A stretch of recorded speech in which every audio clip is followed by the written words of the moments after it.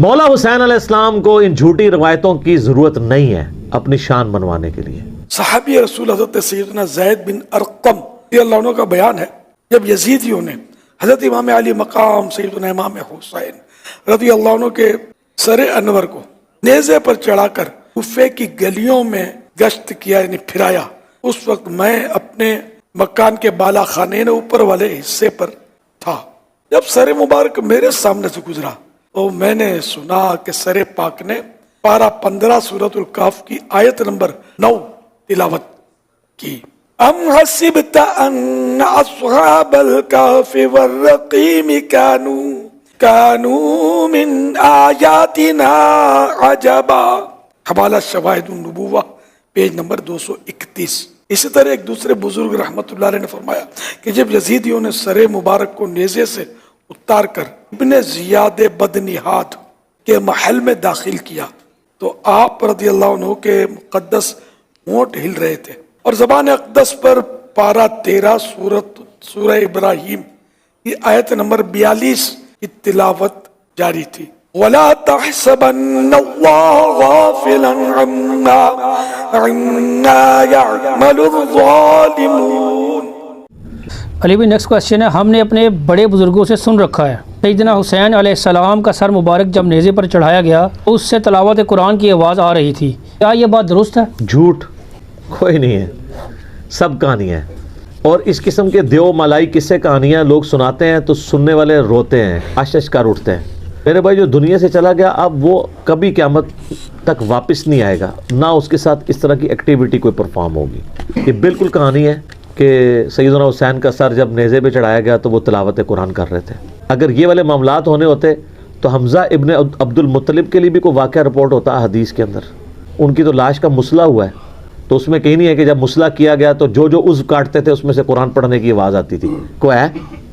جھوٹ، یہ بالکل جھوٹا واقعہ ہے۔ مولا حسین علیہ السلام کو ان جھوٹی روایتوں کی ضرورت نہیں ہے اپنی شان بنوانے کے لیے۔ ان کی شان میں نبی علیہ السلام کی احادیث ہی کافی ہیں۔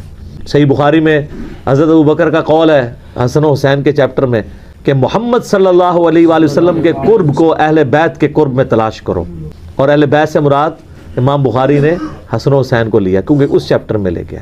المستدرک للحاکم میں صحیح سند کے ساتھ حدیث ہے، جو بھی ہم اہل بیت کے ساتھ بغض رکھے گا، خواہ وہ پوری زندگی حجر اسود اور مقام ابراہیم کے درمیان نمازیں پڑھتا رہے، روزے رکھتا رہے، اگر اللہ سے قیامت کے دن اس حال میں ملا کہ ہم اہل بیت کا بغض اس کے دل میں ہوا تو اللہ اسے ضرور دوزخ میں داخل کرے گا۔ اللہم اجرنا من النار۔ صلاۃ بر محمد و آل محمد، اللہم صلی علی محمد و علی آل محمد۔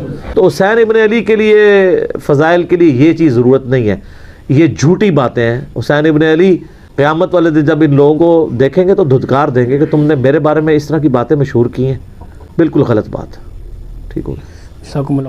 ایک اہل تشیع عالم نے دوران تقریر کہا کہ حضرت امام حسین رضی اللہ تعالیٰ عنہ کا سر مبارک جسم سے جدا ہوا تو بھی آپ کٹے ہوئے سر سے قرآن مجید پڑھ رہے تھے، کیا ایسا ممکن ہے؟ بالکل جھوٹ کا ہے جی، کوئی ایسا ممکن نہیں ہے، اور نہ یہ اس طرح کی کوئی آبزرویشن اس حوالے سے دنیا کے اندر کروائی جائے گی۔ یہ بالکل جھوٹ بولا ہے جس نے بھی بولا ہے۔ اس قسم کی بہت سارے جھوٹ ساروں نے ایون نبی علیہ السلام کے بارے میں کہا آپ کو دفنانے لگے تو ہونٹ ہل رہے تھے، امتی امتی کے الفاظ آ رہے تھے، بالکل جھوٹ ہے۔ بلکہ قاسم نوتوی صاحب نے تو آب حیات میں حیات النبی پہ کتاب میں اتنا غلو کیا، انہوں نے کہا نبی علیہ السلام کی روح بھی جسم سے نہیں نکلی تھی، وہ گلے میں اٹکی رہی تھی اور اسی حالت میں ان کو یعنی زندہ ہی دفنایا گیا۔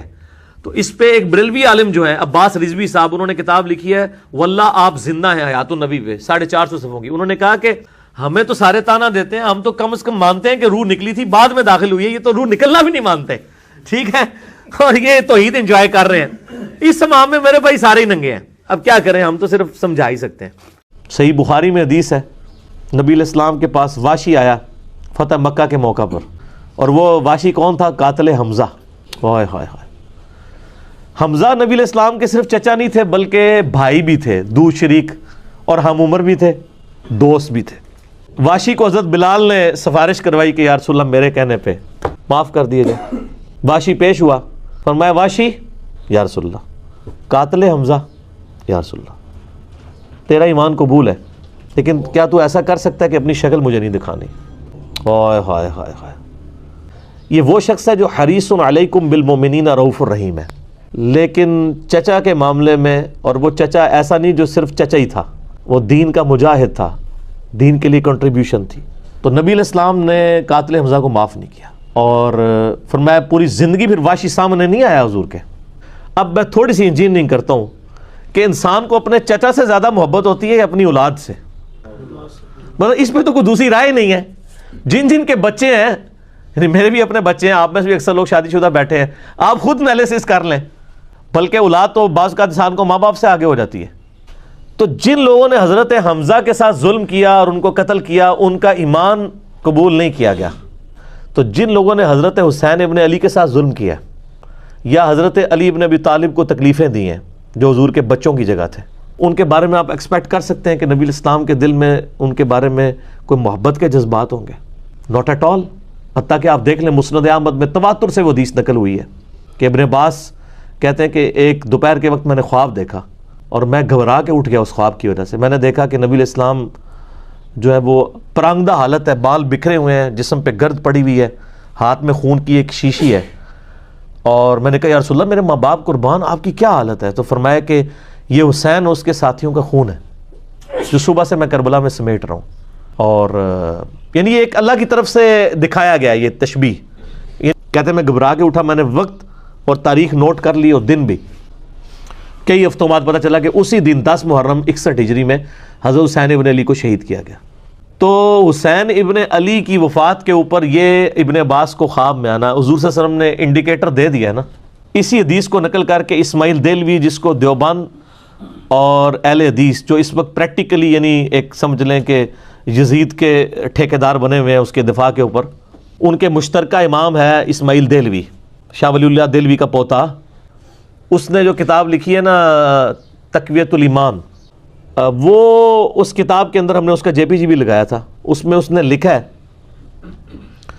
کہ اس حدیث سے پتہ چلا کہ نبی علیہ السلام وفات کے بعد بھی اللہ کی جنتوں میں حسین کے قتل کی وجہ سے غم زدہ ہیں. اور اس نے بھی لکھا یزید پلید لفظ لکھا.